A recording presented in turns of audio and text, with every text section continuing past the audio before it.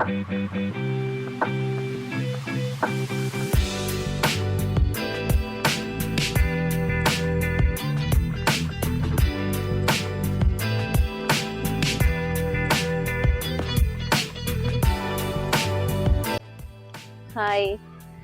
World ഫെസ്റ്റിവലിൻ്റെ പുതിയൊരു വീഡിയോയിലേക്ക് എല്ലാവർക്കും സ്വാഗതം. ഇന്ന് നമ്മൾ കരമന വീട് എന്ന് പറയുന്ന ഈ വീടിൻ്റെ വിശേഷങ്ങളാണ് പറയുന്നത്. ലോ കോസ്റ്റ് ബഡ്ജറ്റിൽ ചെയ്തിരിക്കുന്ന ഒരു വീടാണ്. ലോ കോസ്റ്റ് ബഡ്ജറ്റ് എന്ന് പറയുമ്പോൾ അതെങ്ങനെ എന്ന് ചോദ്യം വരും. അപ്പോൾ നമ്മൾ ഈ വീഡിയോയിലുടനീളം അതിനെക്കുറിച്ചാണ് പറയാൻ പോകുന്നത്.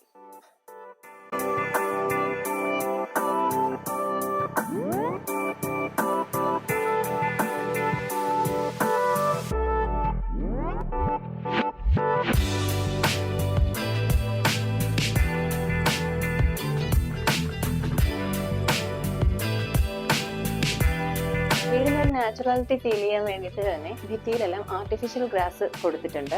അതുപോലെ തന്നെ വുഡ് ഫിനിഷ് വരുന്ന രീതിയിലാണ് പെയിന്റ് എല്ലാം ചെയ്തിരിക്കുന്നത്. ചെറിയൊരു ഫാമിലിക്ക് നല്ല രീതിയിൽ കഴിഞ്ഞു പോകാൻ പാകത്തിലാണ് വീടിന്റെ നിർമ്മിതി. ചെറിയൊരു ഹാളിനോട് ചേർന്ന് തന്നെ ഡൈനിങ് ഏരിയ,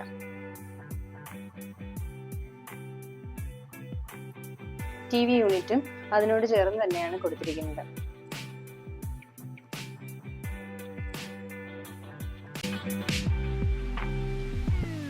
താഴെ 2 മുറിയും മുകളിൽ ഒരു ഹാളും ഒരു ജിം യൂണിറ്റും കൂടെ ചേരുന്ന രീതിയിലാണ് സെറ്റ് ചെയ്തിരിക്കുന്നത്.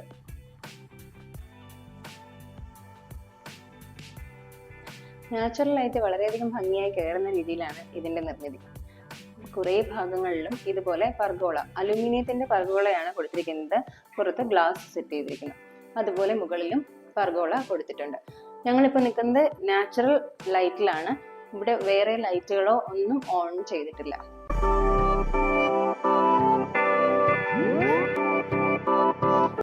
മുകളിലത്തെ ഏരിയയിൽ കൊടുത്തിരിക്കുന്ന ബാത്റൂം കുറച്ച് വിശാലം തന്നെയാണ്.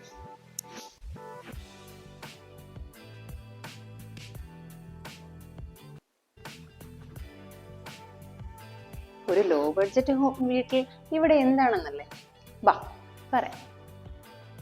ഒരു ലോ ബഡ്ജറ്റ് വീട്ടിൽ ഉൾപ്പെടുത്താവുന്ന ഒന്നുകൂടിയാണ് ഹോം തിയേറ്റർ എന്ന് കാണിക്കുന്നതാണ് ഈ വീട്. ഹോം തിയേറ്ററും ജിം യൂണിറ്റും ഒക്കെ ഉൾപ്പെടുത്തിക്കൊണ്ടൊരു മുകളിലത്തെ നില.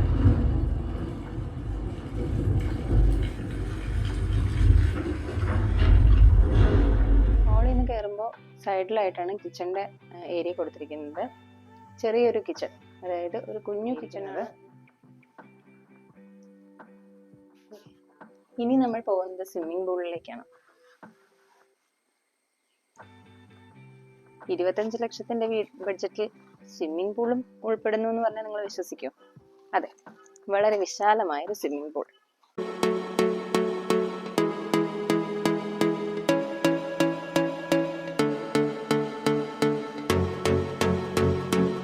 ഈ വീടിന്റെ ടോട്ടൽ കോസ്റ്റ് വരുന്നത് 25 ലക്ഷം രൂപയാണ്.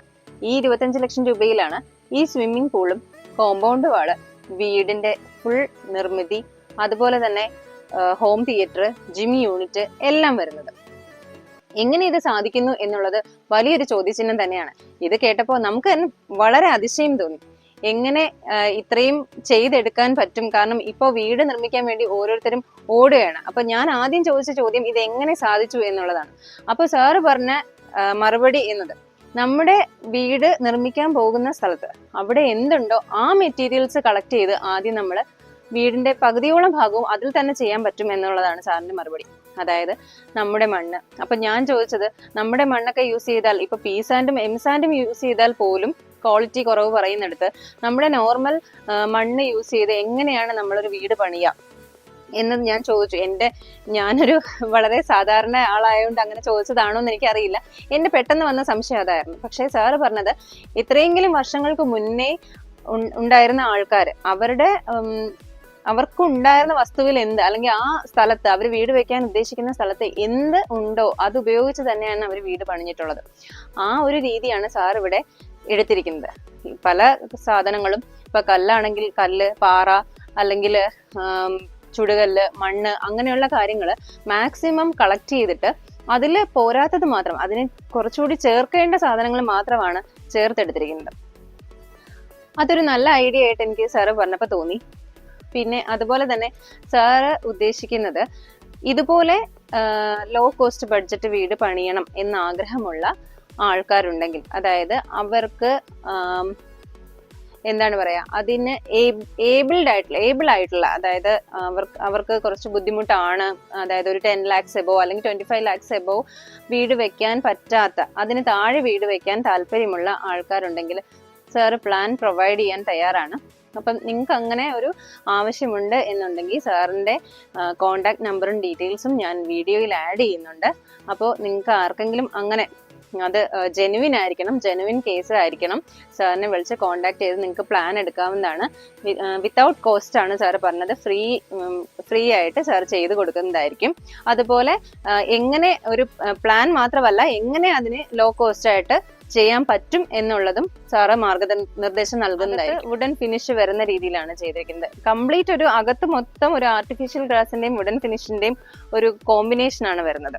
ഈ ആർട്ടിഫിഷ്യൽ ഗ്രാസ് കൊടുക്കുമ്പോൾ തന്നെ നമുക്കറിയാം അതിനൊരു നാച്ചുറൽ ഫീലിംഗും വരും. ഗ്രാസിന് എന്തെങ്കിലും ഇഷ്യൂ വരുമ്പോഴുള്ള ബുദ്ധിമുട്ട് മാത്രമേ, അത് പക്ഷേ എത്രയെങ്കിലും നാളെ അത് അങ്ങനെ തന്നെ നിലനിൽക്കും. സാറിന്റെ ഉദ്ദേശം ശരിക്കും ഒരു നാച്ചുറൽ ഗ്രാസ് സെറ്റ് ചെയ്യണം എന്നുള്ളത് തന്നെയായിരുന്നു എന്നാണ് സാർ പറയുന്നത്.